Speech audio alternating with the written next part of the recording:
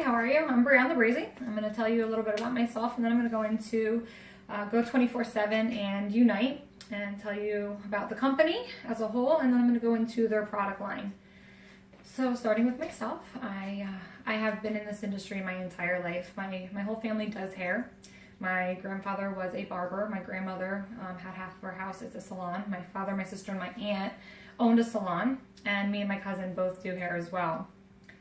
I wanted to be a little bit different than the rest of my family, and I really didn't want to get into hair right out of high school. I went into school for massage therapy, and I focused on that. My family had the salon at that time, and I was the massage therapist at their salon. I was also the makeup artist at the salon. I was working with MAC Cosmetics. I worked for them for 3 years. I worked for NARS Cosmetics. I managed NARS Cosmetics for 2 years. And then in 2008, I registered my own business. I've done work on set with music videos and some celebrities, as well as the Clinton Global Initiative. I worked with them. My main focus now with my business is bridal. I have a team of people, and we have makeup artists, hairstylists, and barbers. We do the groom's party too. We go to their house, get them all ready for their big day. It's really, really rewarding. I love it. It's a lot of fun. In 2013, actually 2012, I went back to school. I figured makeup is more of a weekend thing. Nobody needs their makeup done on a Monday afternoon. What am I going to do during the week? So I went back to school for cosmetology.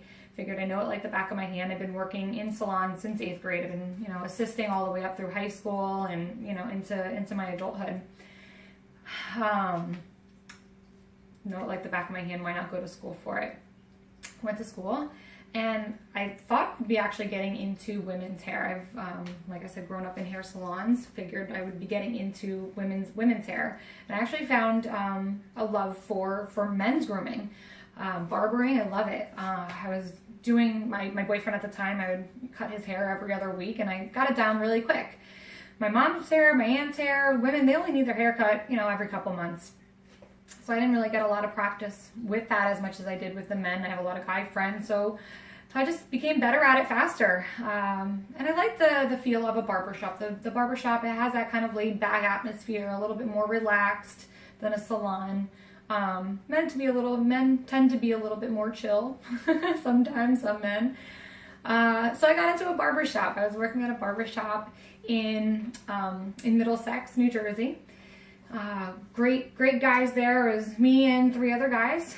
It was kind of get them in, get them out kind of barbershop. Make the money quick. That's how you make your money. Get them in, get them out. Tight fades, skin tight fades, #1 fades, tight close fades. Mohawks, faux hawks, again, the faux hawks that go down the back of the center of the head. So fun haircuts. I was only getting $17 a haircut there though. Loved the barbershop, love the guys there. I'm still very close with them. I'm actually going to go this week to go visit them. But I wanted more money. So I was looking up in Bedminster, in that area, and I came across 18-8. Found Joanna, and she was amazing. We both came together and we were like little match made in heaven. She needed me, I needed her. The haircuts there, they start at $40 and they go up. So I found my new home there, and I'm loving it there. So that's where I came to find Go 24/7.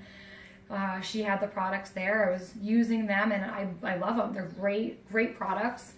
And that's kind of what led me into this. I'm at a point in my life with barbering. I've accomplished many things, and now I want to grow as a barber and kind of branch off. Not leaving cutting hair behind. I'm still doing that, but extend into knowledge and teaching people. At the salon, if anybody has questions, I'm eager to teach people. I want to teach them, this is how I do those tight fades. And I needed a little help with my scissor cuts. Scissor on the side wasn't my forte in the beginning.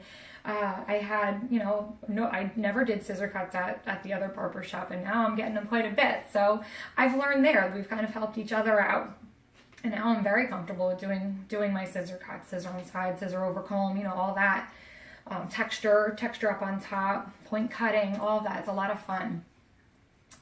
So I'm going to start off with Go 24/7 and Unite as a company, and then I'm going to branch off into individual products and how individual products work. So I have my water bottle here as well.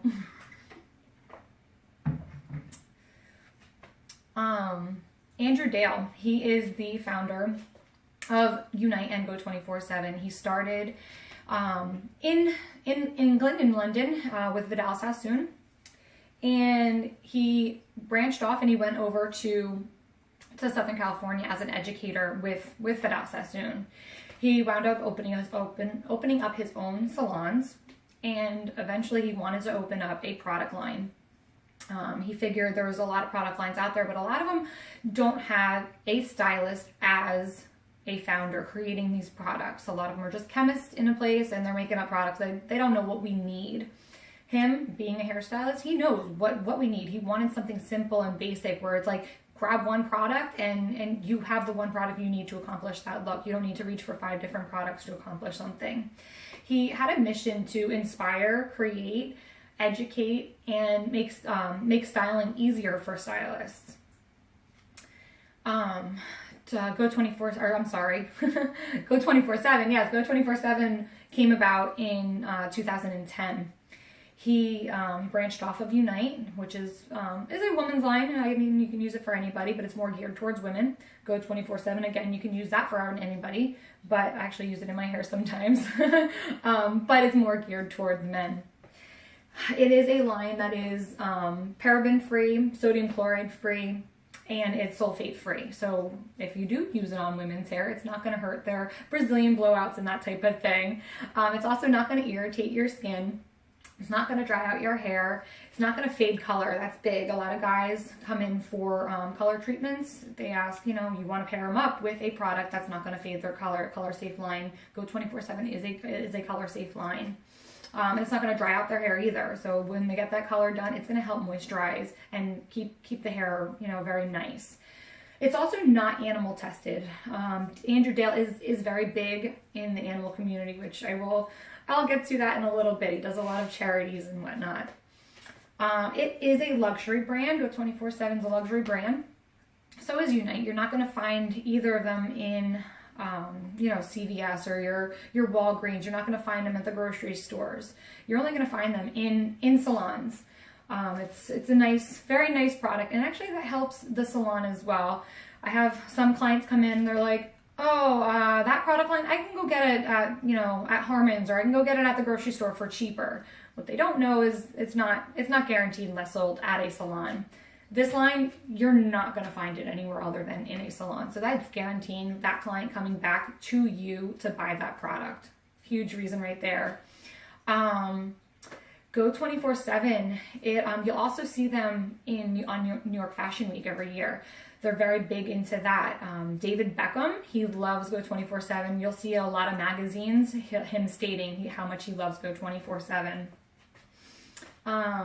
Go 24/7 is huge on education, but not only where I'm coming in here and teaching you product knowledge and cutting classes. They have a what's called Paramount Business Program.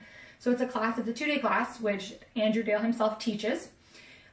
You can take this class and they're going to break down branding your business. If you want to open a salon, they're going to teach you how to brand your business, get that name out there and have people recognize your name and be like, wow, that's a salon. That's a very nice high-end salon. They're also going to teach you systems and structures and policies of how to run your business. You have to have the laws of your business. These are the rules that we follow. You can't just have everybody coming in here on their phone while they're cutting hair, and you have to have rules and regulations under any business, and everybody has to kind of agree and follow those rules and regulations, the structure of the business. So he's going to go over all of that and how to put that into a booklet and say, if you want to work here, this is what we're going to have to do. This is our little Bible here for our business.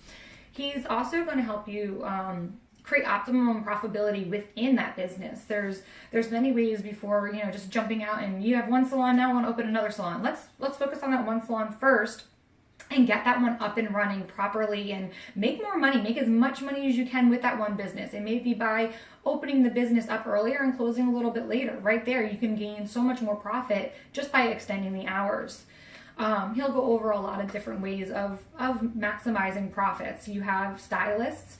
Eventually that stylist is going to grow and he's going to become, she is going to become very, very, busy within their salon. They might want to branch out and open up their own salon. So why not, as an owner, be happy for that client, that stylist, and say, you know what, I'll help you.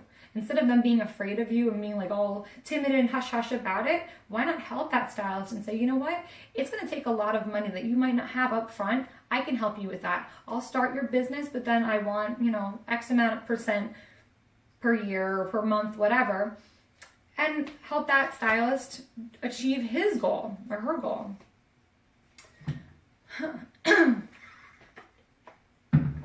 Giving back to the community. Andrew Dale, he's huge on giving back to the community. He has a lot of different charities that he works with. He works with the San Diego Center for Children. Every salon that he opens, there's proceeds that go towards that. The San Diego Center for Children. He also has a doggy shampoo line, Doggy Poo, which the proceeds from that go to the San Diego Humane Society. He also has a program that he works with. It's called Shelter to Soldiers, where they go in and they adopt a dog that's in a shelter. There's a lot of dogs in the shelters, as we know, and they wind up getting euthanized. Nobody, takes these puppies home, takes these dogs home, and they wind up being euthanized. They go in there, they find a dog that has, it's well-mannered and well-tempered.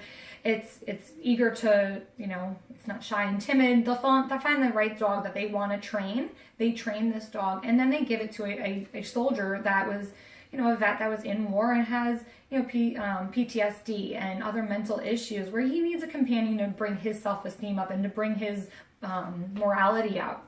So they kind of help each other out. You're saving an animal, and then you're also saving a human. So he has a lot of great charities that he works with. Go 24/7. I'm going to kind of branch off into the product line now. I'm going to start off with some products, and then I'm going to go into the little pots that we have here from the least hold to the most great hold.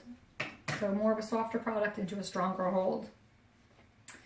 The shampoo, I'm going to start off with that. Actually, no, I'm going to start off, I forgot, we have the body wash and also other products. So I'm going to start off with the body wash. The body wash, it has a very rich lather to it, so you're not going to need all that much. It's very gentle. You can use it every single day. It's going to maintain the moisture balance in your skin. So it's not going to dry you out. It's going to help moisturize your skin. It's not going to make you oily either. It maintains that moisture balance. It's going to revitalize and rejuvenate the skin. So you're not going to get out of the shower and have that dull kind of ashy skin. It's going to be very nice. All of the product lines, they have a very wonder. I love the smell of them. It's ginseng and macadamia nut. It smells amazing. And I would pass this around the class and have them smell how wonderful these products are. I have all my clients. I'll go when I'm doing their hair. I'll be like, "Oh, smell it first," and shove it in their face. Be like, "Ooh, smell that!" Everybody loves it. So the ginseng and macadamia nut follow through the entire product line. The shampoo, it has vitamin B5 in it. It's going to help strengthen the hair by 20%. It also, it's safe on color, as I already stated. Your color clients, they need a color safe shampoo. This is going to be it. Have them take this home with them. Say after your color, you're going to need a color safe shampoo so your color doesn't fade. It's going to, extend the life of your color. This is great. The mint thickening shampoo, as it says in here, it's thickening. So it has that menthol in it that's going to help stimulate the scalp, blood flow. Blood flow helps create hair growth. It has peppermint oil in it, which soothes the scalp. So if there's any irritation on the scalp, it's going to help soothe the scalp from the peppermint oil. It also has honey for cell rejuvenation. That's also going to help with the hair growth. The conditioner, it also has that menthol in it, so you're going to get that, you know, that menthol feel to the scalp, and it's going to help grow the hair. It's also going to help seal the cuticle of the hair, so it's going to have you're going to have nice and shiny hair. This also has the vitamin E in it as well. I'm going to go off into the product line now. The grooming cream. Grooming cream is a light hold. It's a natural finish, and it's good for medium to long hair. So people with kids with that like old young Justin Bieber look with the longer hair, take a little bit of this, you know, use maybe like the size of your nail. I kind of scratch the product with my nail, rub it in my hair, put it in their hair wet, apply it all over, multiply real good through their hair, and let their hair dry naturally. There are a lot of people with longer hair when they let their hair dry naturally, because let's face it, men aren't going to be taking out the blow dryer and drying their hair. Not too many of them, at least. So it's quick and easy. Put it in their hair, let it dry naturally. It's going to take that where that poofiness is. It's going to take it down and lay it nice and smooth. Great product for that. The cream wax. Cream wax is another great product. It's a medium hold. It has a natural finish, and it's good for short to medium hair. The one thing that I love about this wax, cream wax, a lot of people with finer hair tend to stay away from waxes because they tend to flop the hair, make it look greasy, make it look that oily, like they haven't washed their hair in a week. This is not going to do that. Blow dry their hair, again, little tiny bit. I tend to start off with as much as my nail, and then you can always add more. It starts off as a cream, and then it's going to finish off as a wax. So like I said, you're not going to get that greasy kind of like, ew, look. Use it on the people with finer hair. It's going to create a nice volume to their hair. The styling cream, it's another great product. It has a medium hold to it. It has a matte finish, and this is going to add volume to the hair. I kind of consider this the little baby brother of the texture paste, which I'll be getting into in a little bit. It is a matte finish, the same as a texture paste. This product, it's good for people that they want a little bit hold, but they want to still be able to run their fingers through their hair. It's not gonna, if they have spiky hair, they can get that spiky hair look, but they can still run their fingers through and not have to worry about their hair being super stiff and sticky. Great product for that. Again, just a little tiny bit. I would apply it on dry hair. And you know, style their hair as they will. If it's spiky, you can do that. If you want that comb over type of look, you can run a comb through it and get that, and you're gonna get a comb through it. That's a great product. The pomade, this is a higher hold. It's a lot of people tend to, I don't know if they tend to stay away from it, but some people want a high, strong hold, but they don't want it to be sticky. This is the product for them. This is going to have, it has a high shine to it, and it's good for short to medium hair. It gives you that nice, say 1920s pompadour, that nice shiny look, has a high shine to it. That greaser look from the 1950s, Elvis Presley, think of him with that nice big hair with the shine to it. That's what we're going for. You put this in your hair, you can get a comb through it, but it's going to stay in that style all day long. You're not going to have to worry about it moving at all. And again, start off with a little bit, apply it. I apply this on dry hair. Work it through the hair real good and style it with a comb the way you want. The texture paste, my all-time favorite Go 24/7 product. It is a stronghold. It's a matte finish, and it's good for short to medium hair. So any of the guys that have mohawks, faux hawks, spiky hair, they want a lot of texture. I have one client, I actually can tell a couple stories about this one. I have one client, he would come in as just to buy the texture paste. He came in looking just for product, because the barbershop that he would go to didn't sell product, so he was looking for a good product. Comes in one day and I help him. I'm like, tell me what you're looking for. Told me what he was looking for. You know, he wears his hair, you know, a little bit spiky, had that like the hard part in it. So came in, sold him this, said, you're gonna love this stuff, take this with you, it's for you. Wound up coming back all the time, coming in just for this. Never came in for a haircut. So I finally asked him, like, hey, when am I gonna cut your hair? You know, you're coming in here all the time for the product. When am I gonna cut your hair? So one day comes in, and instead of buying a product, he booked an appointment with me. His barber messed up on his hair. He also didn't like that they didn't sell products. So he wound up coming to me, and he's still a loyal client to me to this day. He comes to me almost every week. Every 10 days he comes to me. Go 24/7, the texture paste. I have another client which this product looks amazing in his hair. I give him, it's very tight, skin tight fade on the side, and he has that pompadour. He has long hair. It's probably about 5 inches on top. He wears it back. He wants volume. I give him volume. I blow his hair out straight up and bring it back. He wants that big voluminous hair. On the side, this is where the texture paste comes in. It looks amazing. Where it fades from that little bit, that little bit of hair where it's really short up into that long hair, I run it through the sides of there, and you see all those little pieces. In the front, I bring his hair up. I'll style with the pump, like the Go 24/7, smooth any kind of little frizzies around here, bring those back, and then on the side again, I'll piece it. You'll get that texture of piecing the hair back. It looks phenomenal. Going into, I don't have those products here with me, but the control spray. It is an extra strong hold, but you don't have to use it as an extra strong hold.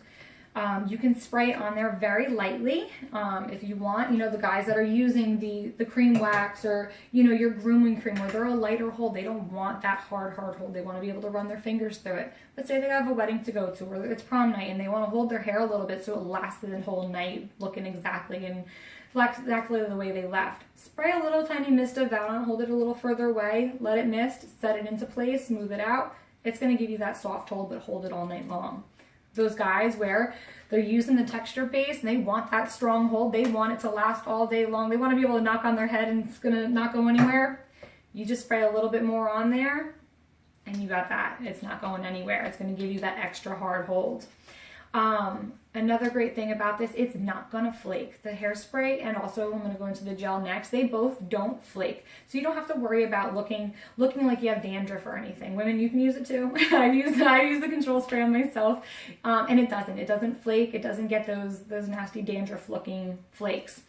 The hairspray is also, it's a natural finish. You're not going to get any high shine from it. It's just kind of a natural, soft, little tiny soft shine, but nothing crazy. We also have, like I said, the hair gel. Again, the hair gel is not going to flake on you. A lot of gels, I know my boyfriend buys LA Looks for his son. He's 8 years old.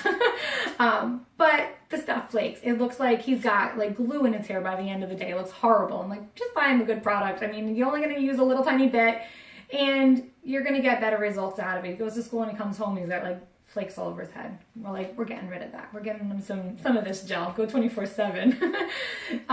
It is a strong hold. It's also a natural finish. So it's not really shiny, but it's not matte either. It has a nice gloss to it. I would use this product with people, men or women, honestly. People with medium hair, short to medium hair. If a man comes in and he has curly hair and he wants to control the frizz in his hair, it's a great product. Apply it in his hair wet. Little tiny bit, maybe like a little less than, it depends on how long and how thick their hair is, but you'll be the judge. Start off with a little bit, you can always add more. Dime size amount, add a little bit more, maybe a quarter size amount. Rub it through your hands, apply it all throughout the hair when it's wet, let it dry naturally, and he can run his fingers through, and again, you're not going to get those flakes. It will soften up as well. It's not going to get those like crunchy, hard look to it. You can run your fingers through it and have a softer look, but still maintain those nice collective curls without getting frizzy. So that is my presentation. I would then ask if anybody has any questions, go through those questions with them, and then go into my cutting class, which I will get into next. Hope you liked my presentation. Okay, this is my lovely model / boyfriend, Pavel. I know his haircut pretty well since I cut him all the time. What he likes is a 5-0 along the side here, high fade, and we're going to be blending it up into about a 2 up in this area. He also likes, in the back of his head, He likes it very short, coming along here and then going towards the front of his head. He likes his hair a little bit longer. So that's what we're going to be doing today. I also fade his beard into his scalp. So here's my 5-0. What I'm going to be doing is starting right above that crease of the ear. That's where I'm going to be starting. Going right up the temple. I'm going to be doing a C-stroke and flicking my wrist out a little bit, right as it gets to the top of the temple here.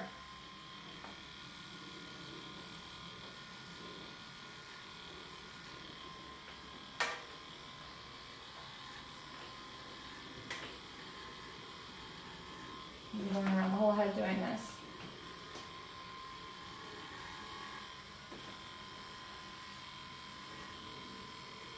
I kind of gradually fade the hair as I'm already going. So doing that C-stroke is going to create that fade. You don't want to create a harsh line. If you create a harsh line, then you're going to have to blend that line out. Coming off the back of the occipital bone, it's a little bit easier. You can just come right off that bone there. Just kind of have it slide right off. It kind of creates that C-stroke for you.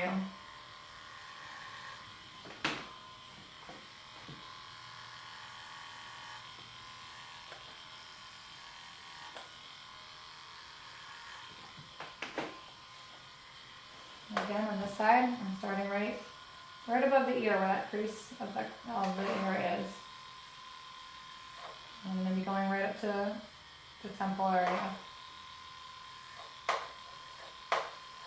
And just gently kind of flicking it out like this as a C-stroke. Get around the ears, I just bend them over.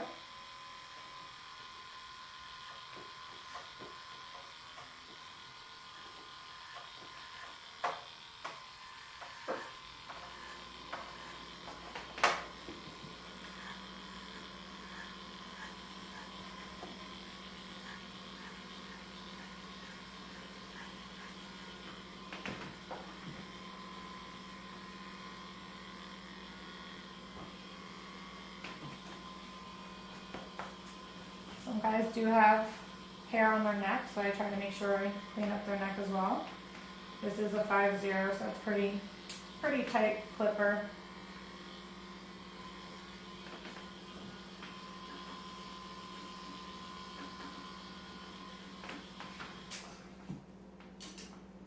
I keep a little nail brush with me, and I dust off all the hair off the clippers.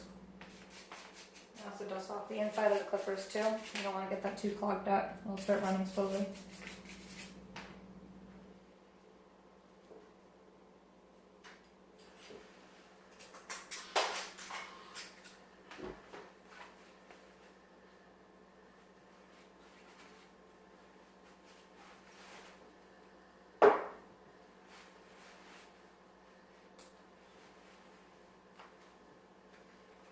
Now I'm going in with the number 2. That's what I'm going to be taking all the way up. When I go up, I'm going to be coming right off the head, nice and square.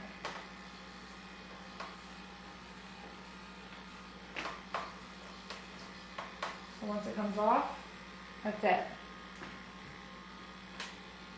You don't want to start cutting into the hair. You have very square heads, and that's how they kind of want to keep it. They want to keep more masculine, square lines.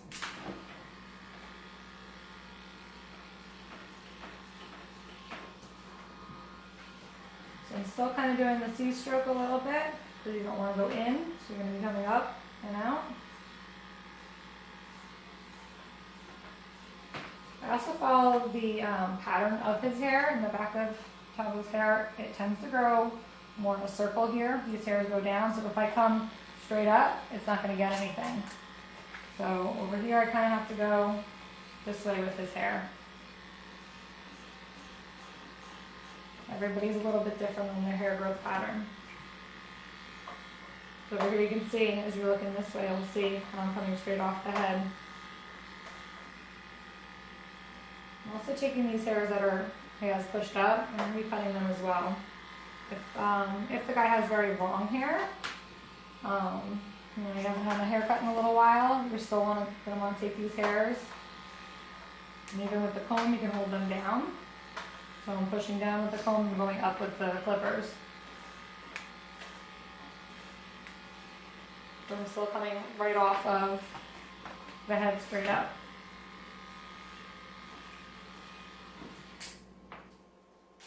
Again, just turning off my clippers. I'm going to do that after each card.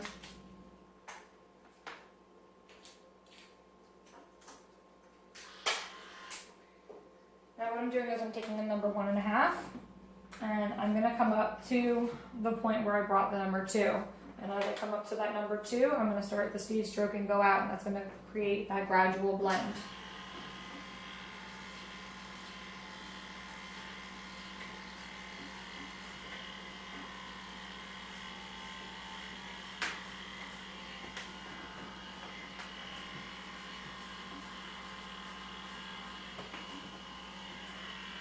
Typically I like to stand directly in front of where I'm working.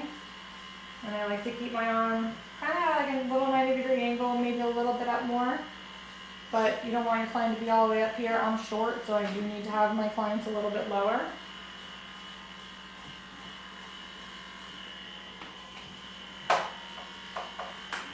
And this way so you can see.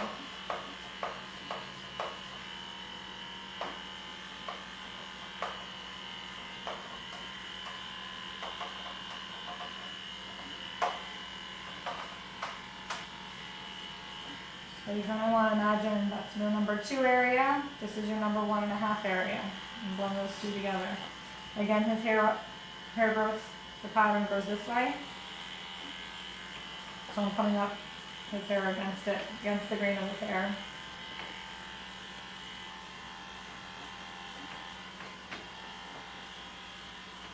Just gradually feeding it into that number 2.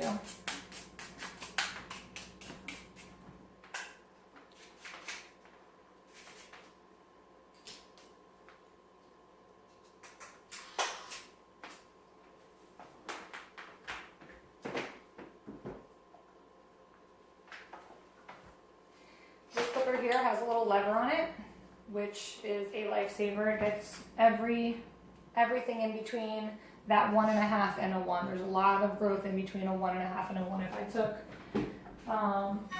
my 1 and went over here, you're just going to have another line. It doesn't blend directly into the 1.5. So what I do is I take my clippers with the lever. I have a guard. I'm going to put that on there. This card is a 1.5. I'm going to start with the card open.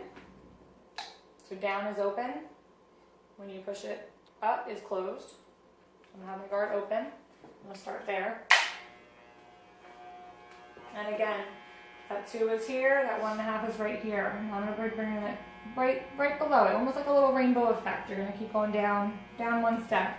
And again, with the C-stroke, just blending it right up into that area.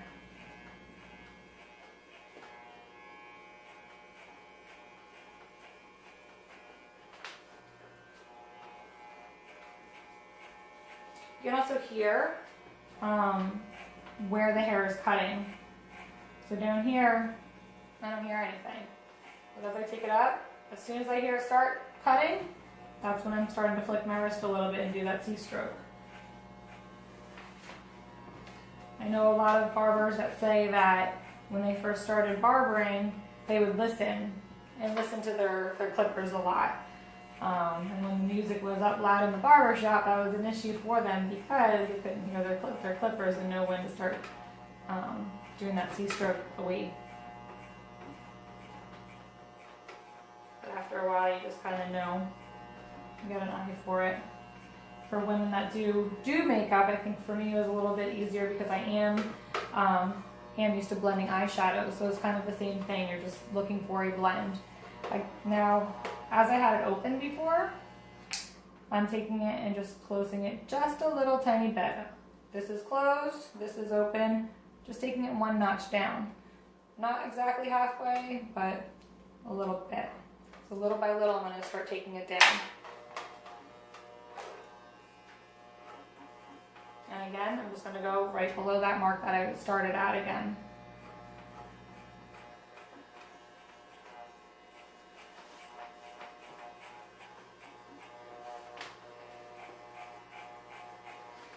I also kind of tend to not worry too much about this area here, because now you're just wasting time.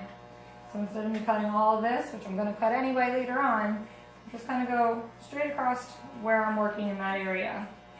This is the area that I'm working in.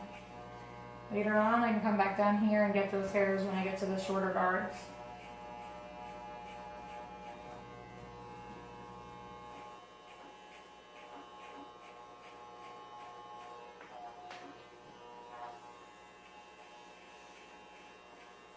Some men, if they are older or have looser skin, Tabla's face is a little tight, but some men you do have to hold their skin because as you come up, or if it's hot and they're a little bit sticky, their skin might stick to the clippers and might grab, and you might not be able to, probably hurt them a little bit, so hold their skin a little bit more taut, and you can come up easier that way.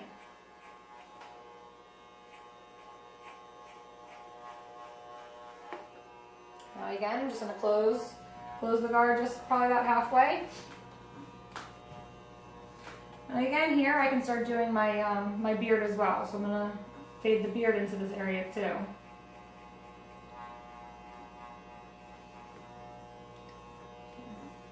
Watch for their earrings.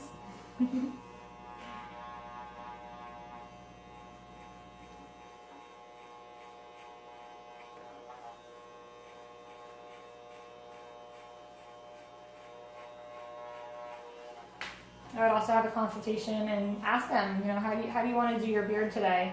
That right there is a selling point. I almost don't give my clients an option. I always ask them, hey, I see you have a beard. What are we doing with your beard today? And make them decide, hey, no, nothing. I don't want anything done with my beard. Or if they say, oh, you know, you can, you know, do a number 1.5 on my beard, or whatever number they like, then go forward with it. And they should know that it is an extra service. Then you can upsell from there and say, hey, you know, I do straight razor shaves. Would you be interested in the straight razor shave? It gives a nice crisp line. It looks awesome. That comes with a hot towel. And right then you're selling another service, and it's another charge. Obviously, you need to know your schedule also, so you're not cutting into another client. Now I'm closing it all the way. Kind of close, little by little, I'm just kind of going downward. Once you get a little bit closer, and that you'll see the hair starting to pile up on there. There's your brush again. Get all those little hairs off. Especially if it's a hot day, you'll see the hair starting to stick to the scalp. Or if the client has a more greasy scalp, you'll see the hair sticking to it. Sometimes once you get a little bit lower and you need to see where that line is, you can take a bristle brush like this, soft. Some of them are a little bit rough, so please be careful. You might irritate their skin. And just clean them up. Get all those loose hairs off. You'll be able to see where that line is.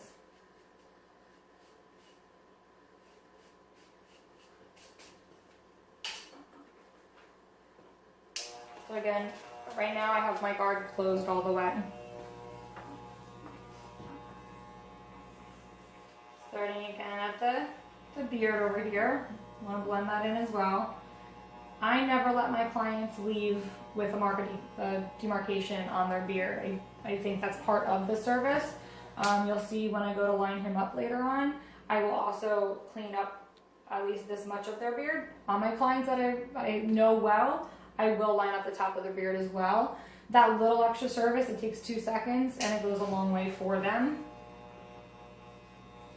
That's even if they don't go for the beard trim or the shave. I just kind of make that as part of the sideburns. If they had sideburns, I would, you know, cut them off and square them off, or however, taper them down however they want. This is part of their sideburn area to me. Some salons, some barbershops are different. But it just finishes off and polishes off the look really nice, and they leave feeling that much better about themselves.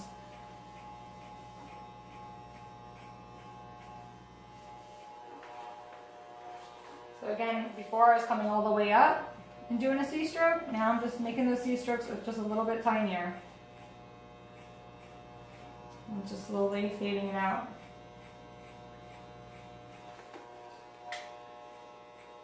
Like I said before, usually I do it right in front of me, but I am trying to get the camera, my viewer, to see what I'm doing, so I'm kind of doing it on an angle more.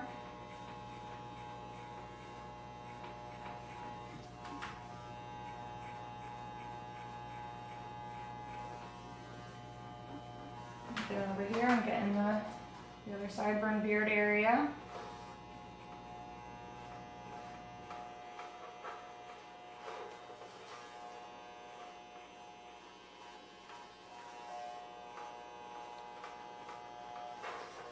I'm actually noticing another line, I don't know if you can see it on the camera, but there is another line right here. So I'll go back through at the end and then retouch up any lines that I see throughout the hair. So I'll go back into probably about a 1.5. Once you get to know your clippers more and you're comfortable with them, you can kind of judge and see which ones are going to be hitting the right spot. To me, it's probably about a 1.5.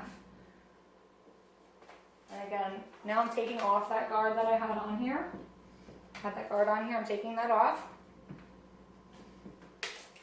And I'm going to start with, well, I'm brushing it off so all those hairs get off of there so it doesn't leave hair on the scalp. Starting with it open. Again, I'm going to hit up that sideburn area.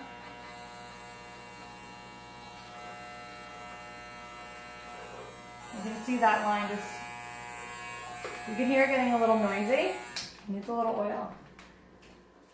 Right now, in between clients, as I'm working on a client, I don't like to use the oil because it leaves oil on the hair and it gets very, the hair gets stuck together. So what I use is a Cool Care. It is a lubricant, so you'll hear, they're a little noisy now.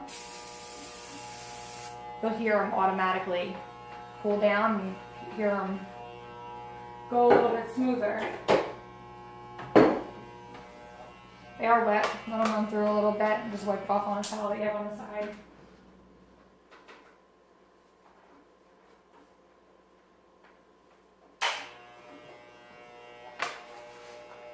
But that's also telling you at the end that you need to lubricate your tools with an oil.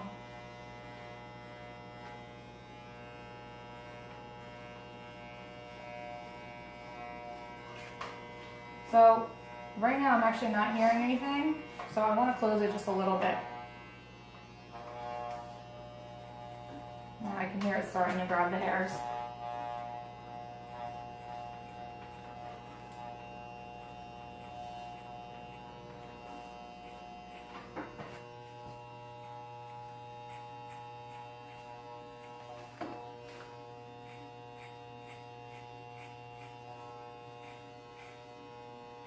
This is where I said before, you can start getting all these hairs down here and coming up.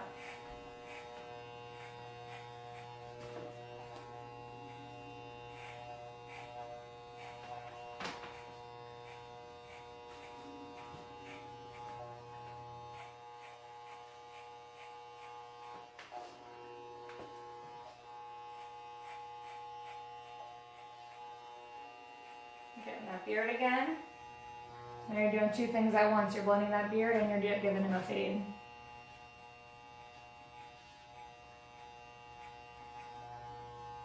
And with the beard, you're kind of working opposite the hair. It's kind of like a reflection. From here, that's your shortest part, and you're working up higher. Shortest part, and you want to work down longer. So short to long, but it's just in reverse. A mirroring image of it.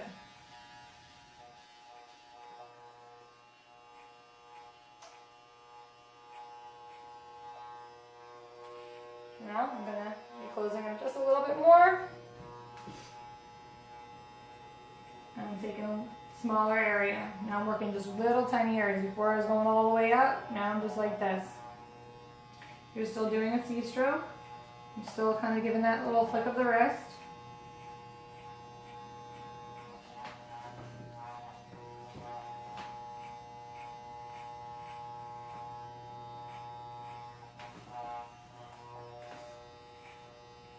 Just going right up to where that line is, and you can obviously see it gradually fading away. Just barely see it right in this area here. Good lighting is key.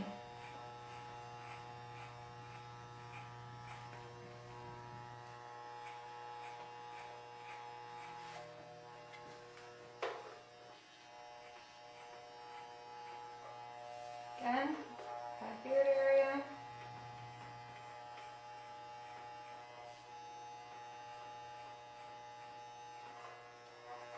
Now it's closed all the way. So the lever's all the way up.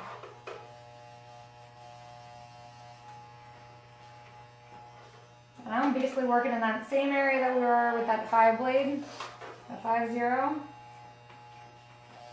We're right in that area there. Just going away that line.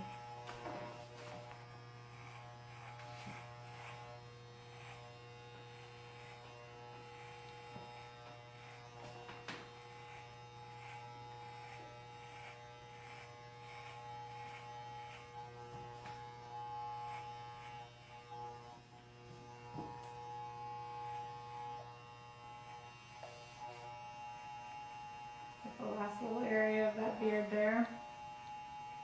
I'm working right in that ear where I said I started, right above that, where that crease of the ear is. That's the area I'm working in, just a small little, probably about a little centimeter right there. Also, another good tip is to look in your mirror. For some reason, the mirror sees all. So what I'll do at this point is I'm looking in the mirror I have in front of me, and I'm looking for any lines in the mirror. So I'll slowly spin my client around. He's on the foot pedal. And right now, you can't see it from there, but I can see a line right in here on there. So I'm going to want to fade that out and take a note in my mind. There's also a line right here.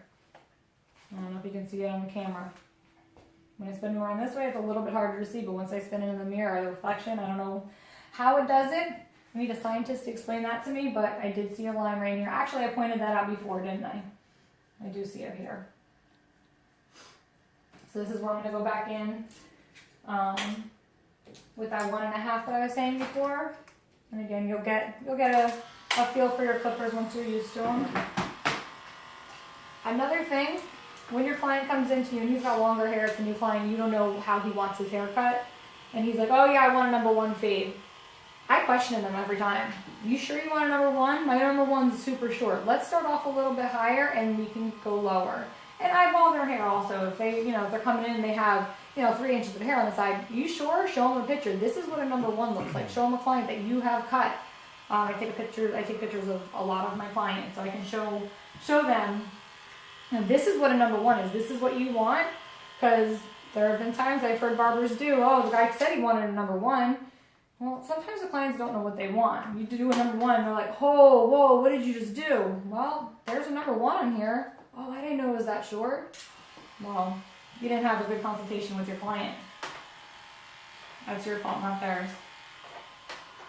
So now, I'm going back up to that line.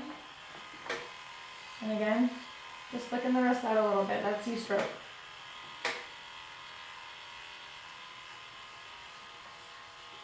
And you'll see that line go away.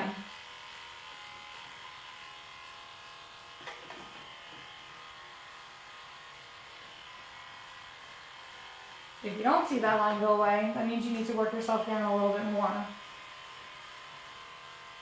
Which I probably am going to go right back in here and do a little bit more of with my other clipper.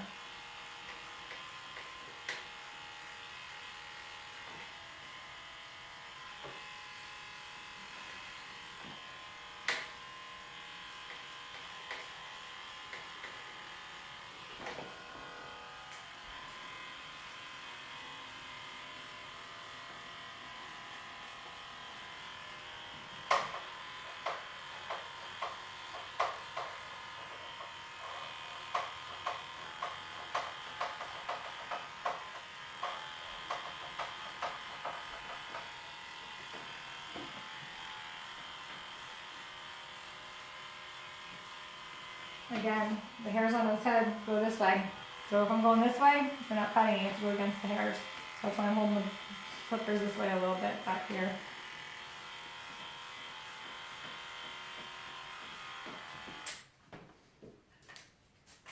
Clean my clippers off.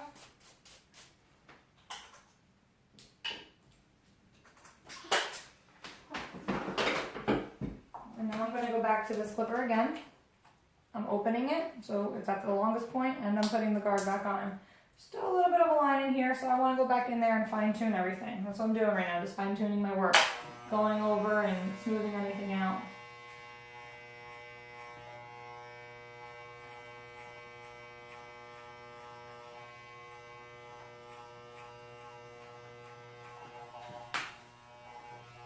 Closing it just a little bit right in this area here.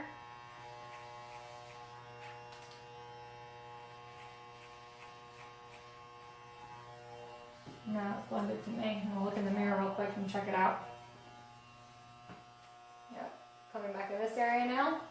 Kind of just did that section. Opening my guard, now I'm working in this section here. Fine tuning it.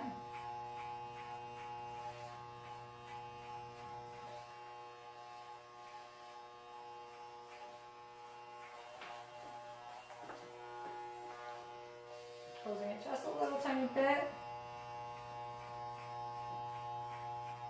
Opening it up. And check that area real quick. See that line starting to fade away. Back of the head. Not here cutting anything, so I'm going to close it just a little bit.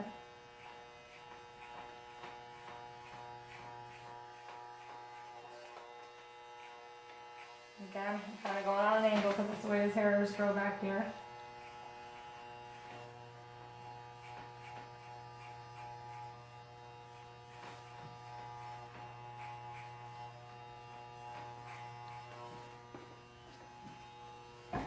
Checking in the mirror. Opening it up. I'm moving on to my next section.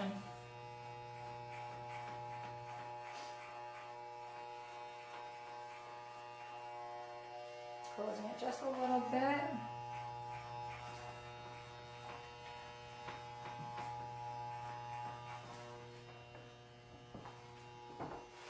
It's looking pretty good now.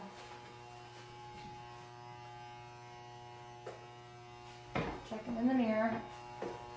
I'm just going to finish this last little section here. Again, I'm opening it up.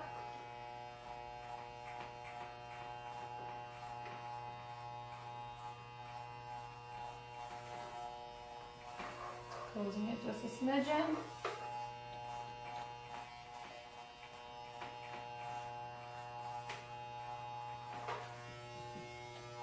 Stepping back a little bit. Also stepping back helps you view your work. Now again, I want to give them a little spin. Give them a little spin, check it out in the mirror, see if you're missing anything. It looks good to me. Now I'm going to go through and take my trimmers and line them up. I have one way of saving time. These hairs back here, that 5-0, this isn't really going to touch the 5-0. I will line up his beard, as I said before. We're going to take this straight down, make it nice and square. Even if he says no to a beard trim, I still do this right here, and the top of the beard I always do. My beard trims then go into neckline and in the mouth goatee area, mustache area. All my clients get right in here and here. So since this 5-0 isn't going to really touch too much of this back here, and I can try, but that's a really, really tight cut. My straight razor is going to get that and make it nice and crisp. If I were to do a number 1, this would do, but I really like going in with the straight razor and lining everybody up with a straight razor. It gives it just that much more clean, crisp feel. So what I did is I just drew a line coming straight down to his jawline. Don't want to angle it in, don't want to angle it out. I'm just coming straight down from this point here. And then there those little hairs away.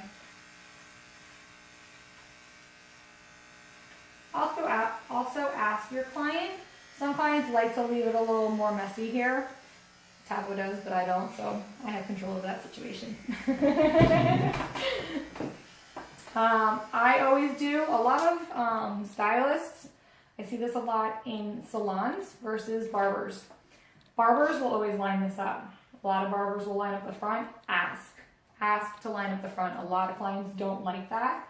A lot of clients will be afraid that you're pushing their hairline back. If you do line up this area here, do it very gently. I've seen barbers where they push it back an inch and it looks like you have a receding hairline at that point. You want to just get those itty bitty tiny little hairs that are out of place. Once you see the hairs growing in a full pattern, you don't want to touch those. Do not touch those. Do not push back their hairline. It looks horrible. Over here again, I'm not taking this and pushing it all the way back. It's just getting those fine little baby hairs that are out of place. So turning my hand this way, making sure you have enough slack with it too.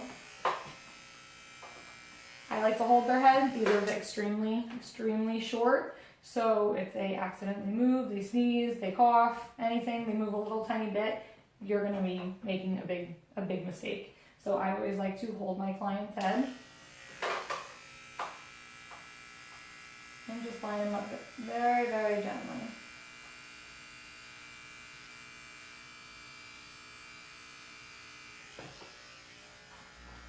I'm just making a line from right there, that point right here. You don't want to go too high up where your hairline starts going. Very, very lightly. In here, he's already naturally rounded. Some guys are more square. I tend to follow their hairline naturally, unless they say otherwise. Right in here. And then I'll come back down here where it's more straight and get right in this area here and meet those 2 points. Getting a little circular motion. And come out that this way.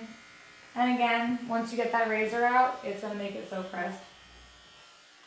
Here, I tend to bring the beard. I personally like, unless the guy wants it otherwise.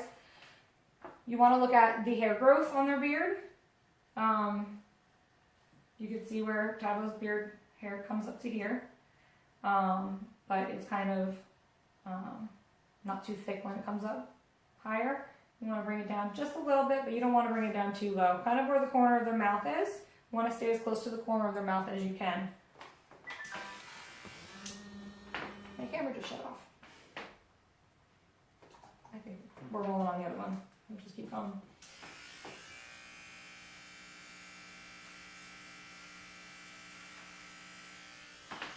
So you can come at it upside down or this way. This way might be a little bit more difficult to see where you're going, but you're looking on this side of the, put the clipper down, I'm looking at this side to see where I want to go. He likes it more rounded in here, so I'm just going to round that out.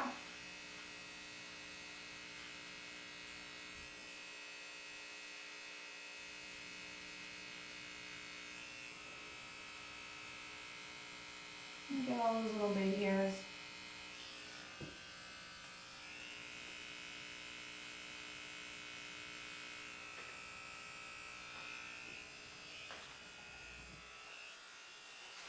Go around to the other side. This side might be a little bit more difficult to get on the camera. Make sure your clippers aren't grabbing on the bottom of your chair. I'm going to hold it with my knee against the chair so it doesn't, you have that slack in the rope, there's nothing pulling on it, the client doesn't move their feet and kick your cord. Coming upside down and right along this, I'm pushing these hairs out of the way as I'm cutting, but you don't want to cut these hairs yet. Just following his natural hairline down.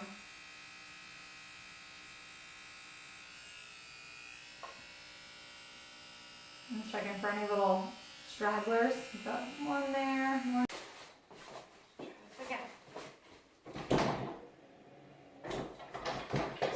some reason my camera stopped working. I had two cameras on and they both stopped filming. I was at the point of lining up his beard. It's already finished. I did the whole haircut already. So what I'm going to do is mock it. I'm going to go through the steps, but I'm not actually going to be cutting anything. We were at the point with the clippers where I was lining up his temples and going around and lining up his beard and lining up the outer corners of his beard. So what I did was I came down here along the corners of his mouth, lined up there. I think you saw that on there. What we didn't see was when I came down the sides of his face. So what we're going to do is come down straight along the sides and then clean up over here. I also did that on the other side over here. Making sure that you have enough slack in your cord. You don't want your client stepping on the cord and pulling it. Coming down straight, going there, and then cleaning up any hairs. I always ask my client if they do like that cleaned up and squared off. I also include that with my haircut. If the guy has a beard, you would, line up their beard as you would if they only had sideburns. Some barbershops are different. I personally think that makes a huge difference in the cut and it makes the man feel better about themselves. So it looks good. Going into the haircut now.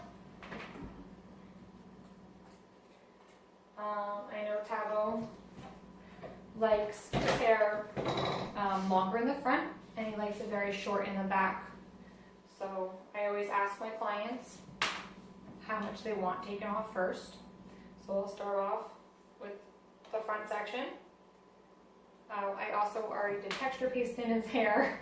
What I would do is I'd spray their hair, wet their hair nicely, spritz it or wash it if you have a sink. Then what I did was I took about a 1/2 inch section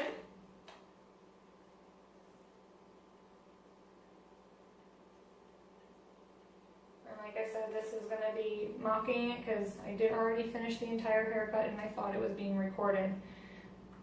So 1/2 inch section in the front, doing horizontal pieces on the top of their head. I asked him about this much, he said yes. So I went through and I'm cutting into it this way. Moving over, taking it. Now I'm going to take the next section, another 1/2 inch section horizontally. Nice clean sections. Now I'm taking a little bit of the front section that I already cut. Following my guideline, you can pull the hair back and see, oh, there's the hair that I already cut. And following that section.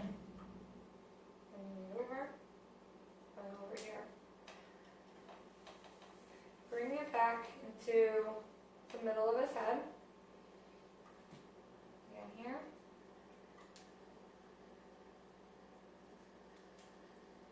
I know Tavo likes the back of his head extremely short, to the point where I'm pushing the scissors right against my fingers. So finger length here, and he likes it, about 1.5 inches up on the front, 2 inches almost. A good way of judging, if they say, I like my hair about 1 inch, your first digit is 1 inch. Everybody is the same. Kind of shocked me. I worked at a salon once, and the owner of the barber shop, Norbert, he taught me that. But I said, well, you have bigger hands than I do. You're a man. If you hold your hand up to any other hand, your index finger, the first digit, for some weird reason, it's always the same, and that's about 1 inch. So, as a rule of thumb, you can use your finger as an indicator of about how much 1 inch is. His is now about 2 inches, 1.5 inches, 2 inches. So what I'm going to do now is take a vertical section from the crown of his head to the front of his head. Again, probably about 1/2 inch. Now we're going to go from where we left off, and now we're going to be cutting it on an angle downward. He wants it extremely short back here and longer in the front. So we're taking that section, pulling it straight up from where it lives, and angling it downward. So we're going this way. And as we get closer to the back, it's getting closer back here. I'm following that through all the way back to where we were before, where we were using the clippers. Going over here to the next section, I'm going to go working towards you. Usually I would stand in front of the section that I'm taking, but I don't want my back towards you, so I'm going to be standing on the opposite side, making my life a little bit difficult, but for everybody else to be able to see. So now taking another half-inch section, pulling a little bit of my last section into it, pulling it up, finding where I last left off, and I'm going to be working downward again towards the crown of the head. As I get to the crown of the head, I want to get shorter and shorter. So I'm pulling those hairs right against my fingers and really getting in there. Working back again to where we were meeting with the clippers. Now another half-inch section, bringing part of my last section into it. Again, working from that longer point and going shorter, following through.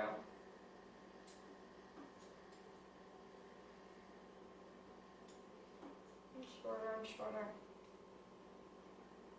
And going back into this section here. My last section, I'm going to pull everything up. Start long, and again, gradually go shorter into the back. Now, working on this side, I would be working on the side. I'm starting in the middle again, taking half-inch sections.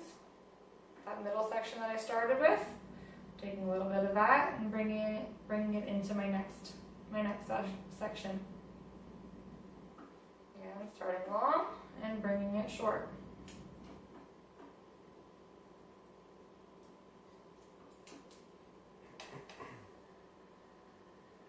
All the way back to where that swirl is in the back of the head. That's kind of where I'm going to stop with that. The swirl, when you work with that, if you leave the hair, excuse me, if you leave the hair a little bit longer, excuse me, I have to get a drink.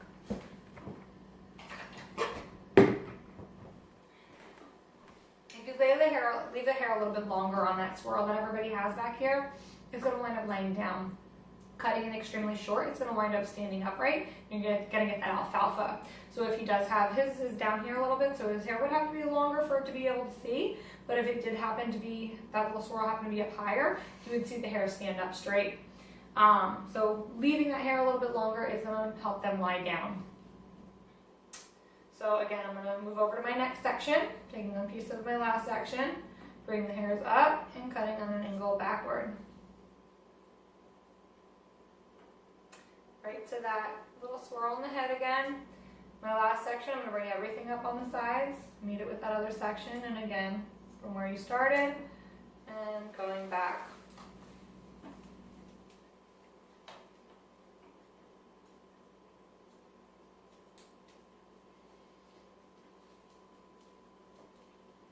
Now what I'm going to do is, before you were able to see when I brought this hair all the way down like this, there was a line. It was a distinguished line, and you don't want that.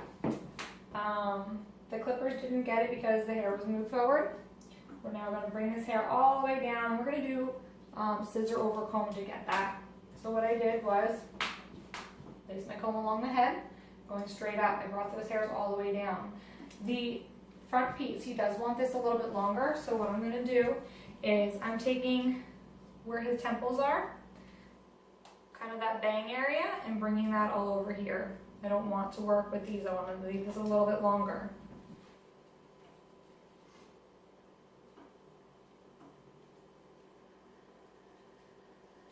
So I kind of mark off the hair section here over. We'll be cutting that. So we're going to do scissor over comb, going right up along the side of the head and up with the comb. This took me a little while to get used to. How I did get used to it was with my texturizing shears. They're a little bit safer. You can use these, and you can get used to the motion with your texturizing shears and not have to worry about putting a hole in somebody's hair. So get used to it first with your texturizing shears, and then when you're comfortable with this, go ahead through with your scissors. Use your scissors and your scissor over comb. And just go straight up. As we know, Tabitha's hair starts growing this way, so I need to work against that grain, the grain of the hair. So I'm going to start bringing my comb this way to grab those hairs. But you're still doing the same thing. I kind of have the scissors coming right off the head, and I'm still doing scissor over comb. It's just going in a different angle so I can get those hairs. If you go this way against it, it's not going to grab the hairs.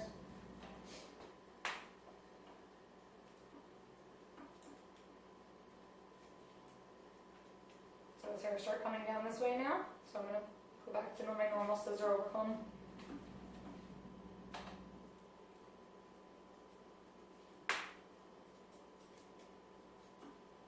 Again, I'm going to bring these hairs down on the side, leaving that one section out from the temples.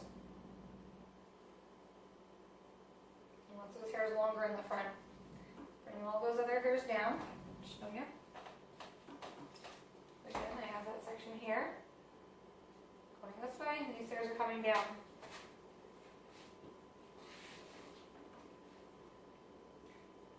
I'm doing a scissor over comb over here. Hopefully you can see. I would have all of my students come over and be as close as they want. They can hover over my shoulder if they want. I'm comfortable with that. So I did follow the scissor over comb. So now what I want to do is I want to take those sections where we brought these up straight and we brought this up straight, so it's extremely square. You want to soften them just slightly, and how I'm going to do this is with point cutting. I want to start off where these hairs are extremely long in the front and we left them, and we have the extremely short pieces on the sides. I now want to blend them by point cutting. So where these hairs are really short, I'm going to go in and point cut and blend them together. Point cutting, how I do this is I'm taking a section where you normally would hold your hand this way to cut. I'm now pointing the scissors at myself. Your thumb is facing downward, and the blade that you're moving is on top, and you're going to slide that along your finger.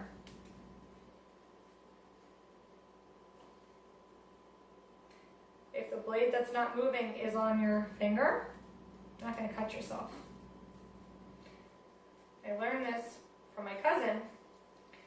My cousin started cosmetology school way before I did. I was in school for massage therapy, and my cousin was in school for cosmetology. So she had quite a few years under her belt before I got into hair.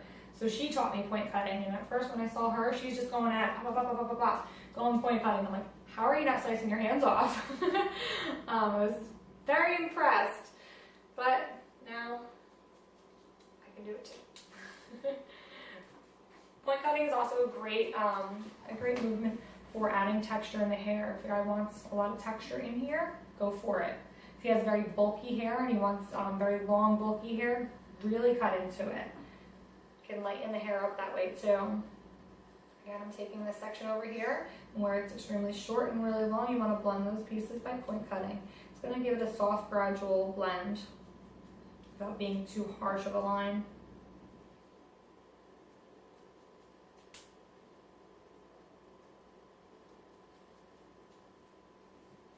I'm just working my way around the head, point cutting.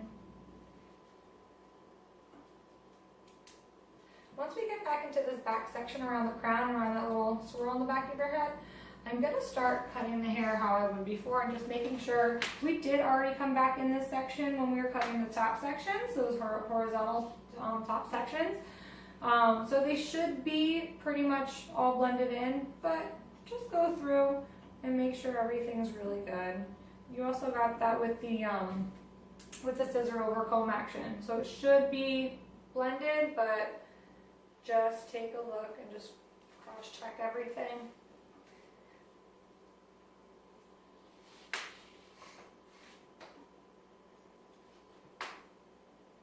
Making sure you leave the hairs around that swirl a little bit longer, right in this section, just so they don't stick up.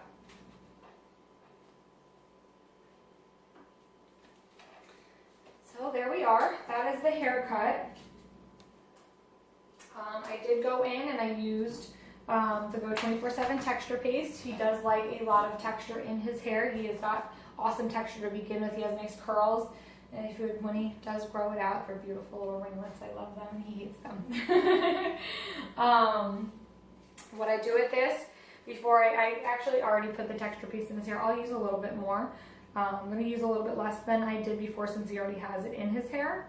But typically what I do is use a full fingernail amount. And also when I'm using this product, I'll tell him it smells so amazing. Smell that. It smells really good. If you had a candle, Go 24/7, make a candle, please. I would buy 1 million of them. Candle fanatic. So what you want to do is you want to blend that in your hands until it's clear. You don't want to be able to see the product in your hands, or else you're going to have a clump somewhere in your head. So emulsify it really well so you don't see the product. I start with my fingertips and lightly run it through, and then wind up running my whole hands through once you get the bulk of the product off your hands. So I'm going all over his hair, getting the sides, the back, really working it through well, kind of just giving him a nuggie. I know he likes his hair in the back lying down, and the front he likes it spiked up. So what I'm doing is I'm actually taking it and piecing it and pulling those pieces up, so it's creating a lot of texture in the front. And I'm laying it down. You can even take your palms and run them along the side. You're going to see all those hairs gradually flowing. Even in the back where his hairs go down, run that product back here, what's ever left over on your hand, and on the other side. So you see all that texture. If I turn your head this way, you're going to see all that texture. Even though it's laying down, you see all that texture in the hair and the texture up front. And I'll ask him, is that how you like your hairstyle? Is that looking good? Yeah. So, and there we go. What I would do before putting the texture piece in the hair, and I don't know if you wanted to see this at Go 24/7, but I would line up my clients with a straight razor. I did this before, and this is where I realized that the video wasn't recording anymore. Brush off some of the hair. So this is the point I got before where I noticed that the video wasn't recording. So I lied my client back. I wanted to see in the camera if you could see him laying back, and the cameras were not on. So what I did before, I did have my razor. It was open, and I sprayed it with a cleaner, disinfectant. I did that in front of my client to show that I am cleaning. I have clean tools. So I sprayed it with my disinfectant, and I wiped it with a towel. Okay. After cleaning my tools and making sure that he saw that I put a brand new fresh razor in here, I am going to line him up with the razor. So I lined him back. Make sure that he's at a nice comfortable level where I'm not bending over and reaching towards him. I'm going to have him turn his head to the side. Hopefully you can see there.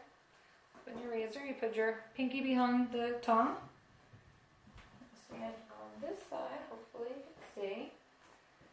Put your head up. Anytime I go to move my client's head, I always close my blade. You don't want to accidentally cut him. I'll put him right here so you can see. So I'm holding the skin taut and very lightly coming up to meet that line.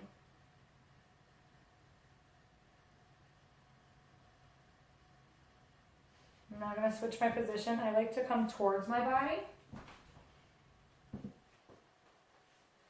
Also make sure if you do have long hair that it's not going to hit their face and they're going to twitch, think it's a bug on their face. Again, I'm holding their hair taut. And I'm coming towards that line.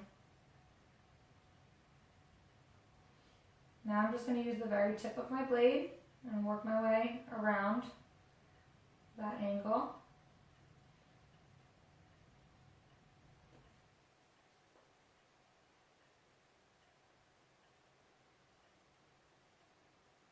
And switch my body position. Hand above.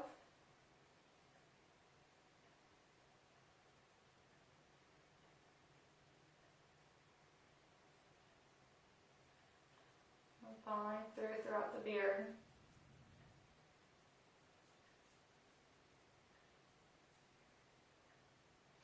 I just did very close to the beard. Now I'm going to go and get all those other little hairs that are up on his cheek a little bit higher.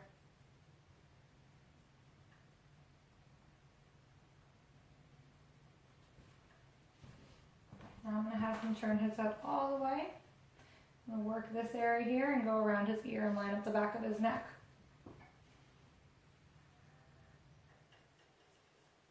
Holding his ear back and coming towards his beard. I wouldn't get too far down into his neck area because that might irritate some men.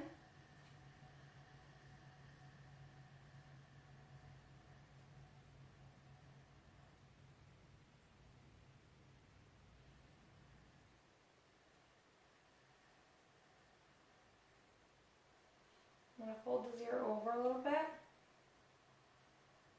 making sure there's no creases when you fold his ear.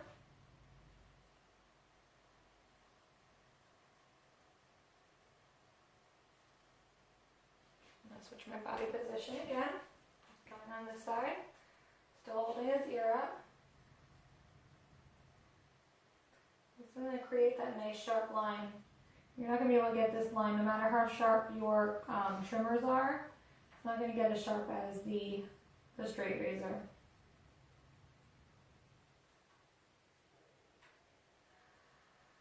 And right now all I'm doing is just creating that line, and then you can go through and clean up those hairs on his neck. And you can clean up the rest of them when you sit him up. But you have that nice clean line, nice and tight. We're out of frame. I'm going to switch it around this way a little bit. I'm sorry. There we go. So again, I have him turn this way. Hopefully we're still in frame, sorry. Yep, good. Again, when I turn his head, my blade's closed. Open it up. Hold the skin taut.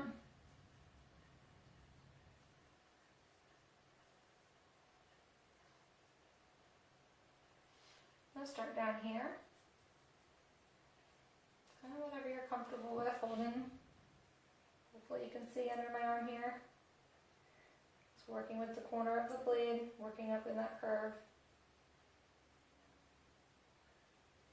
Excuse me.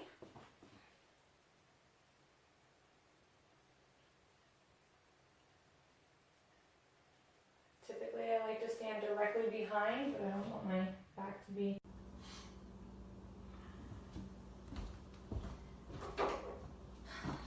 So I'm running out of memory on my card. What I did was I followed through, lining him back, around the ear, the back of the neck. Now that we have him sitting up, you can see how nice the lines are. This one's not exactly straight, so I want to come in. I'm going to go across this way. Again, hold the skin tight. Have him angle his head a little bit. And follow through with that line down to the back of the nape of his neck.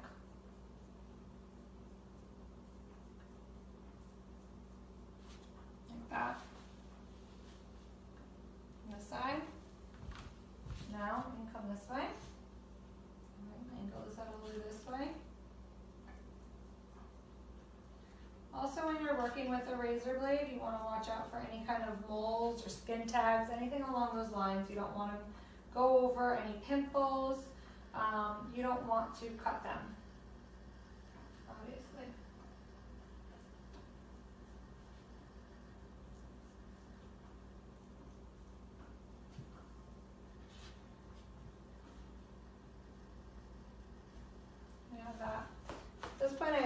the cape and clean up his neckline a little bit. Move the necklace out of the way, you don't want to cut his necklace. I'm angling his head over this way gently, getting those hairs off of his neck. Make sure you hold the skin taut. And go along his shoulders just a little bit to where the collar line of his shirt is.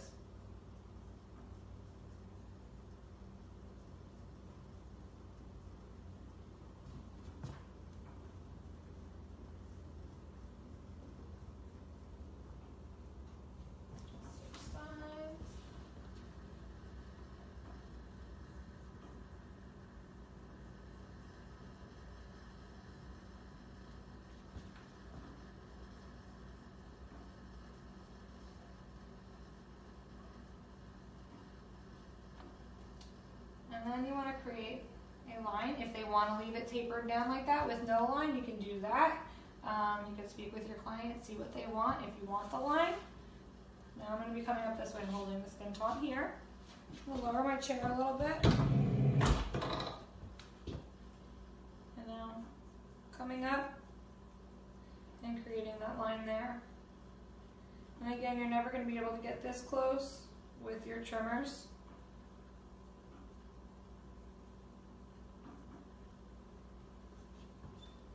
Sure that it's nice and straight. And there you go. Got your finished haircut. And that's it. Give it a little swirl around. See the sides, how nicely it's faded from the beard into the hair, up into the top. You see the texture from the texture paste in there. See the nice sharp lines from the razor. On the other side, and even his beard, it just adds a nice little touch to it, and it's really, you know, he's walking out feeling that much better, and it's not even a full service. Like I said, going into the goatee area and the neckline, that would be going into a beard trim and, you know, and a shave. And I always finish off with showing my client the back of their head. Grabbing another mirror here.